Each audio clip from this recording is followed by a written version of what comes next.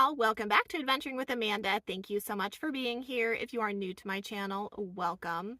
In this video, we are talking about van life safety.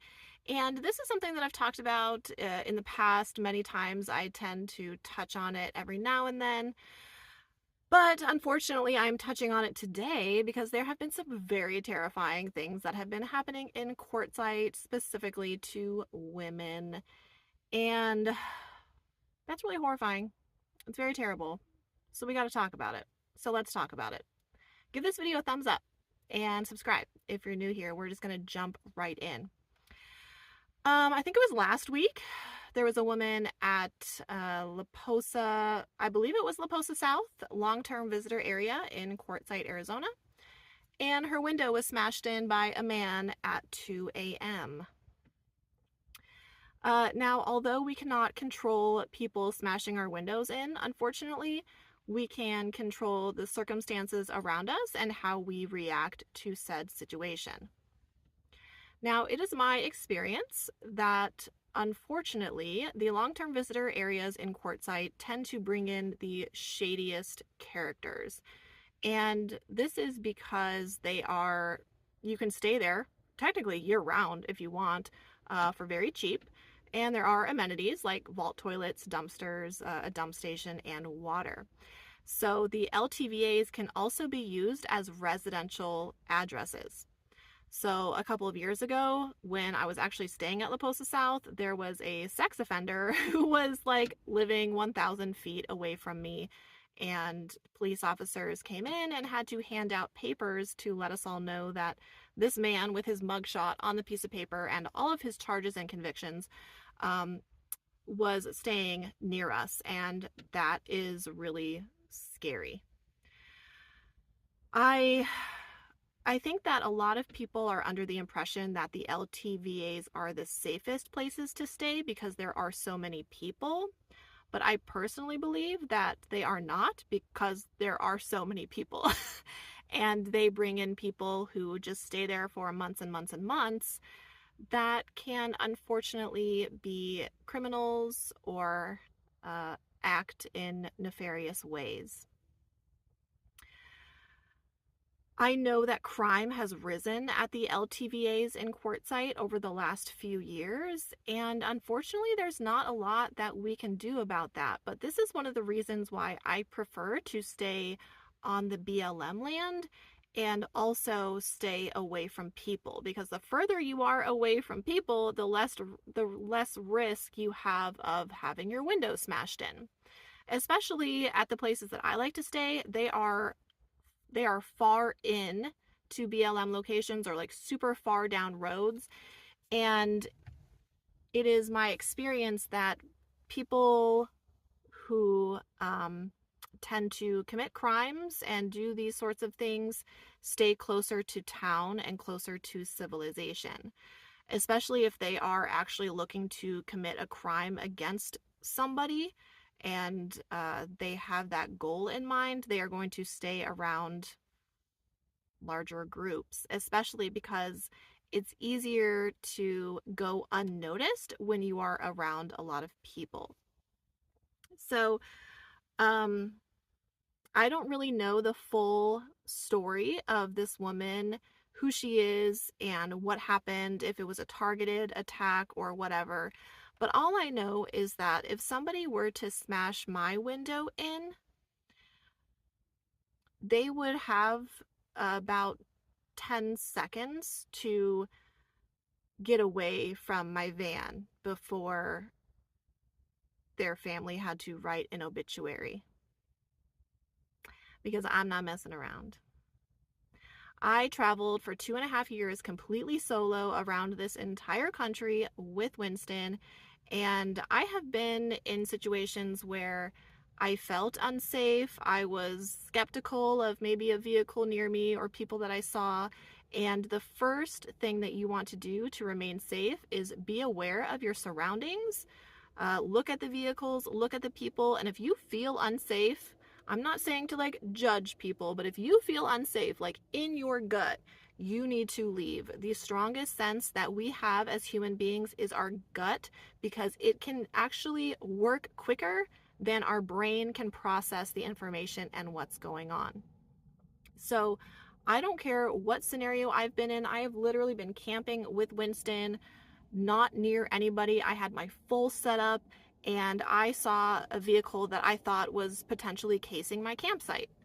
And I decided that it wasn't worth the risk to sit around, even if I just wanted to be lazy. So I packed up my campsite and I moved to completely somewhere new. And this was in national forest. So I went 10 miles away and found a different campsite because I just felt like something bad could happen and it's not worth it. So you always have to listen to your gut instinct and be aware. Just use common sense. And if you see something that's making you nervous, move. It's not worth it to stick around to see what might happen. Now, I am an Arizona resident. I have been for 25 years. I also fully believe in my right to bear arms. So I am physically trained in the use of a firearm. And I have also taken a concealed carry course. So I am fully well-versed and pretty recently versed in the laws regarding carrying a firearm in Arizona.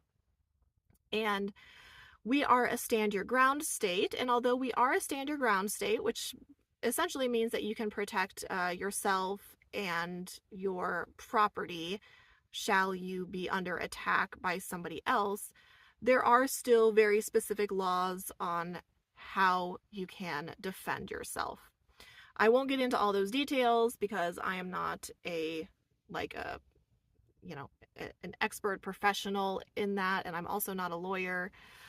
But I do carry, and I won't give somebody a chance to potentially attack me. Again, if I'm sleeping and it's 2 a.m. and somebody smashes in my window, I have weapons at every angle of my van. I have knives on either side of me.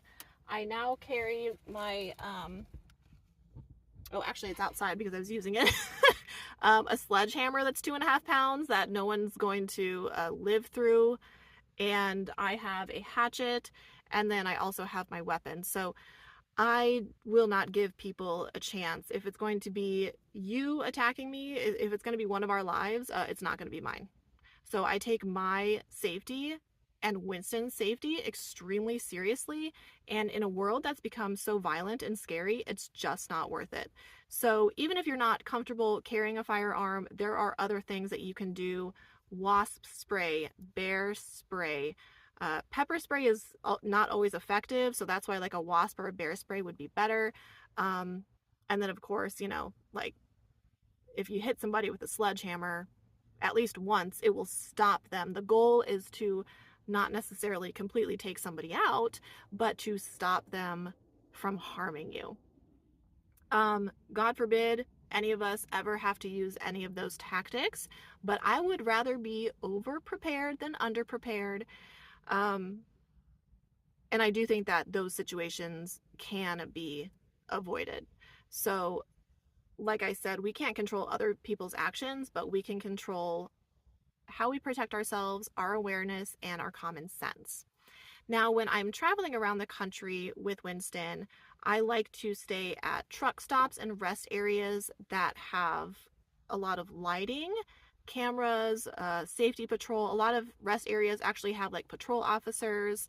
I personally feel very safe if I'm, let's say, camping at like a Love's truck stop overnight, because people are constantly coming and going, the semis, other travelers, you're not alone.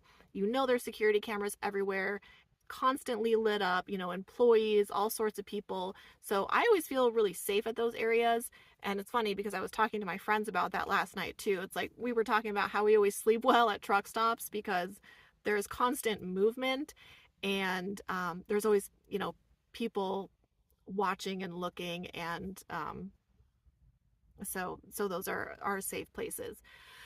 Again, I think our biggest safety tool is our gut instinct and being aware. If you show up to a place and you don't feel good about it, just leave. In regards to the LTVAs and the Quartzsite area, I believe that Quartzsite is generally the same as any other town. Yeah, there's crime. Yeah, there are going to be shady people. committing nefarious acts and doing things that are very terrible, but that's going to potentially happen anywhere. And that's personally why I recommend staying on BLM land out in Quartzsite. That's just my personal preference, but everybody has their own thing. And in situations like where I'm at right now, you know, I'm with other friends, and of course it makes you feel a little safer. I think just in general, I think that's the human instinct, safety in numbers. But in having a small group, I think, you know, 3, 4, 5 people is a very safe situation. But when you get to areas that are very congested with a lot of people, sometimes people get distracted and they're partying and they're doing other things, and criminals can often blend into those certain scenarios. So I am headed to Nevada with Wynston, and I will be with friends, and I will also be solo. So on the nights where I am completely solo by myself, I always have my firearm within reach, but I actually don't have it. I have it ready to fire, but I have it a little harder to get to if I'm with a group of friends. So I always kind of know how I'm feeling if I need to take it out or whatever. But again, if I'm laying here in bed and somebody smashes in my window, I have weapons at every angle to grab. And I suggest that you don't try me because that's going to be really bad for you and your family. I will also say that I only camp places, no matter what, whether I'm with friends or I'm alone, I only camp places with cell service. I want to be able to call my mother, call 911. I want to be able to send Google pins to my loved ones so everyone knows where I'm at. I will never be somewhere without cell service. I visited Death Valley with Wynston once, and I realized that I didn't even have service to make a phone call. And if I can't make an emergency phone call, I'm not staying there. So it's smart to do whatever you feel is necessary. You know, people have different radios, there's different radio options, but my preference is to not stay anywhere where I don't have cell service. So I'm really sad about what's happened in Quartzsite. I know there have been a couple of incidents the last couple of weeks, and again, I don't know all the details, but I do know that sometimes you can't avoid the situations, other times you can. Either way, preparedness is going to be key, and doing what you feel comfortable with. But just remember that it's not worth it to risk your life. So I recommend having some sort of protection on you, whatever you're comfortable with and whatever that looks like for you. Always listen to your gut instinct. If you are traveling and you need to stop for a night, make sure it's somewhere where you feel safe and you can leave a situation quickly if necessary. It all comes down to common sense and just using your brain. So I'm praying for the victims of these attacks that have happened recently, and I hope that I don't hear about it again, that other people are being victimized, because it's just really awful, and it makes me very sad. But thank you so much for watching this kind of long-winded video. If you have any questions or comments, you know, drop them below, and remember to give this video a thumbs up, and I will see you guys as Wynston and I traverse Nevada. Thank you so much. See you next time.